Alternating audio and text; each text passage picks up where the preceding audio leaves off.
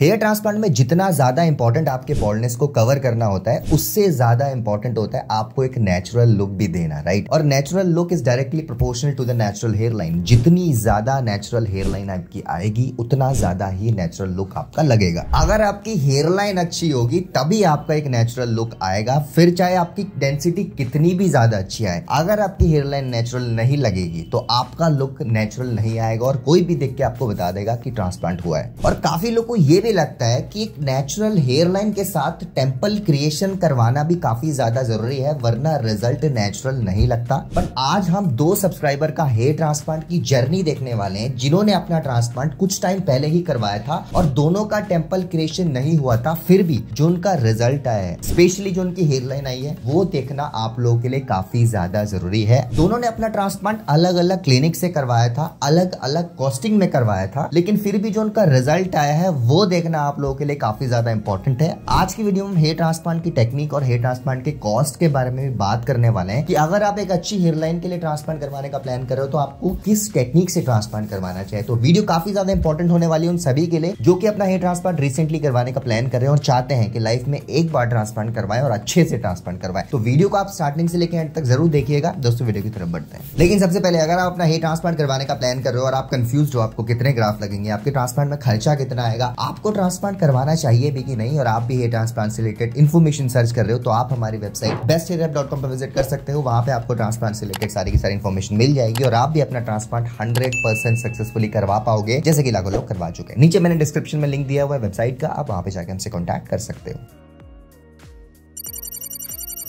तो गाइस शुरुआत करते हैं सब्सक्राइबर नंबर 1 से, जिन्होंने अपना ट्रांसप्लांट दिल्ली से करवाया था। अब देखो, अगर मैं बात करूं दोनों पेशेंट के एज ग्रुप की, अभी इनकी बात करूं या फिर इनके बाद जो हम पेशेंट दिखाएंगे, दोनों का एज ग्रुप बहुत सिमिलर था। दोनों की एज 25 से कम थी, राइट। दोनों का बॉल्डनेस लेवल भी ऑलमोस्ट सेम था, दोनों फ्रंटल हेयर लॉस से सफर कर रहे थे। बट क्योंकि दोनों की एज 25 साल से कम थी तो दोनों को तो टेम्पल क्रिएशन करवाना था, लेकिन फिर भी बावजूद इसके इन्होंने टेम्पल क्रिएशन नहीं करवाया, जबकि दोनों के पास डोनर एरिया भी अवेलेबल था, लेकिन फिर भी दोनों ने टेम्पल क्रिएशन नहीं करवाया। और आज हम देखने वाले हैं कि बिना टेम्पल क्रिएशन के हेयर लाइन नेचुरल आती भी है कि नहीं, राइट। स्टार्ट करते हैं इनकी। अगर हम इनकी बात करें तो इनके फ्रंटल हेयर लाइन काफी ज्यादा रिसीड हो चुकी थी। दोनों के डोनर एरिया भी एवरेज थे, अगर आप देख सकते हैं डोनर एरिया इनका बिल्कुल एवरेज है। दिल्ली से थे और दिल्ली में ही अपना ट्रांसप्लांट करवाना चाहते थे। काफी क्लिनिक्स ऑलरेडी विजिट कर चुके थे, बट हेयर लाइन इनको समझ नहीं आ रही थी किसी भी क्लिनिक की। जिन लोगों को ट्रांसप्लांट के बारे में थोड़ी बहुत इन्फॉर्मेशन होती है ना, उनको ये समझ आता है कि एक अच्छा क्लिनिक और एक खराब क्लिनिक के बीच का डिफरेंस क्या होता है, राइट। आप किसी भी क्लिनिक में चले जाओ, आप कैसे बता पाओगे कि यहाँ के रिजल्ट अच्छे है कि नहीं।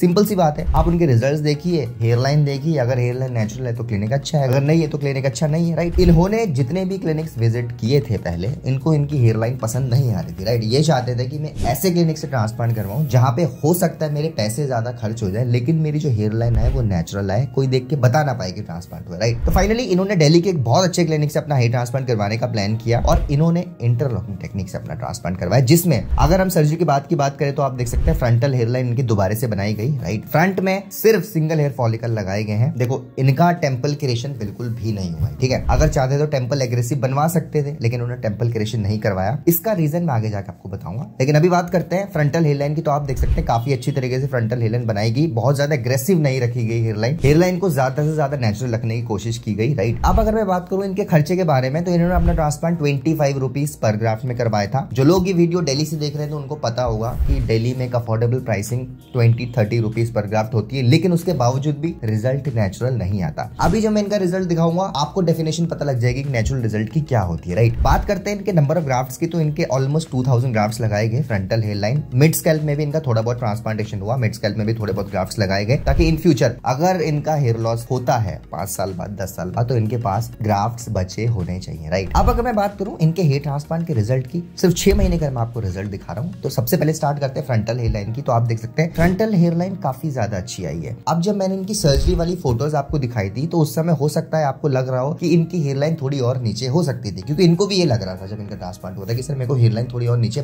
बनवानी चाहिए थी। बट अब आप देखो 6 महीने बाद हेयर लाइन ऑलरेडी इनकी काफी एग्रेसिव लग रही है, राइट। ये हेयर लाइन इनके फेशियल स्ट्रक्चर को काफी ज्यादा सूट कर रही है, इनफैक्ट काफी ज्यादा डिफरेंस आया सिर्फ हेयर लाइन की वजह से। अब नेचुरल हेयर लाइन पे आते हैं। नेचुरल हेयर लाइन का मतलब क्या होता है? ऐसी हेयर लाइन जिसमें आपके जो फ्रंट वाला पोर्शन हो उसमें मोटे मोटे बाल नहीं लगाए गए। एक ऐसी हेयर लाइन जिसमें जो बालों का एंगल हो वो सॉफ्ट हो, वो बहुत ज्यादा खड़े खड़े बाल ना हो, राइट। ऐसी हेयरलाइन जिसे कोई भी देख के बता ना पाए ट्रांसप्लांट हो। ये कुछ क्वालिटीज होती है एक नेचुरल हेयरलाइन की। आप इनके रिजल्ट में देख सकते हैं इनकी हेयरलाइन कितनी ज्यादा नेचुरल लग रही है, राइट।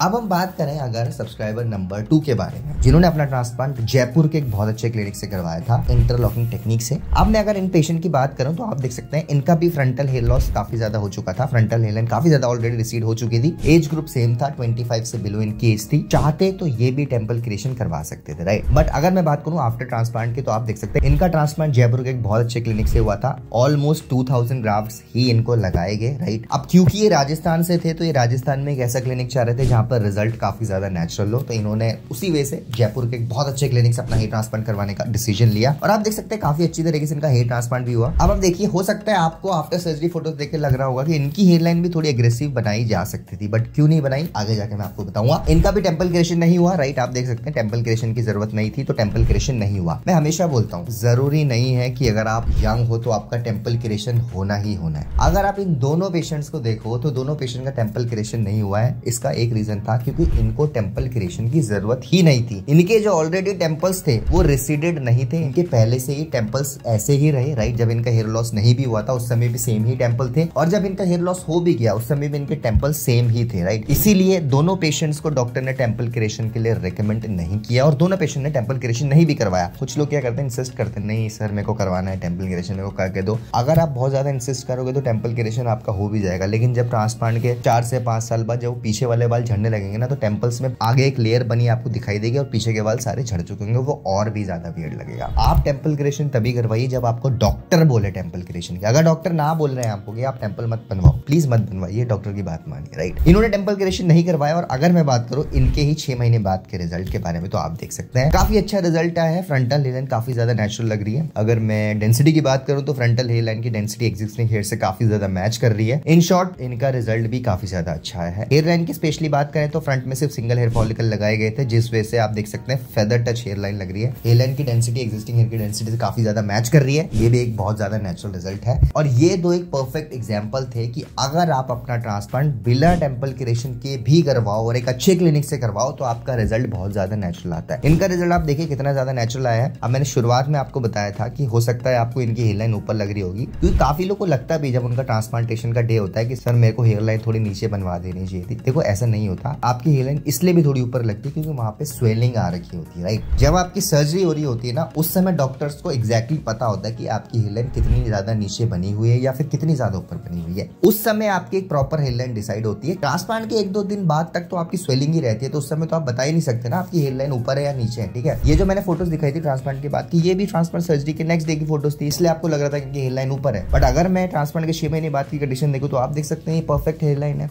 इनके फेशियल स्ट्रक्चर को काफी ज्यादा सूट कर रही है। He is looking really good, he is satisfied with the result. अगर मैं खर्चे की बात करूं तो इनका ट्रांसप्लांट का कॉस्टिंग भी 20 रुपीज पर ग्राफ्ट आया था एंड आप देख सकते हैं बहुत अच्छा इनका रिजल्ट आया। दोनों ने अपना ट्रांसप्लांट अलग अलग क्लिनिक से करवाया था, दोनों का ट्रांसप्लांट का अलग अलग खर्चा आया, बट एक चीज कॉमन थी, दोनों का ट्रांसप्लांट अच्छे क्लिनिक से हुआ था, जिस वजह से दोनों की हेयरलाइन नेचुरल आई है और दोनों का रिजल्ट बहुत ज्यादा अच्छा लग रहा है। तो इसीलिए हम बोलते हैं गाइज, आप लाइफ में कुछ भी चीजों में जल्दीबाजी मत करो। स्पेशली अगर आप हेयर ट्रांसप्लांट करवाने का प्लान करें तो इस चीज में जल्दीबाजी नहीं होनी चाहिए। अगर आपने जल्दीबाजी कर ली, बहुत सारे एग्जांपल्स आपके सामने हैं जिनका रिजल्ट अच्छा नहीं आ पाता। तो गाइज ये थी आज की वीडियो। उम्मीद करता हूँ आपको आज की वीडियो पसंद आई होगी। अगर आपको आज की वीडियो पसंद आई तो हमारी वीडियो को लाइक करिए, फ्रेंड्स के साथ ज्यादा से ज्यादा शेयर करिए एंड अगर आप फर्स्ट टाइम चैनल में आना चैनल को सब्सक्राइब कर दीजिए। आने वाले टाइम में बहुत सारे ऐसे वीडियोस लाने वाले हैं जिनकी नोटिफिकेशन डायरेक्टली आपके फोन में पहुंच जाएगी। Thank you so much for watching guys.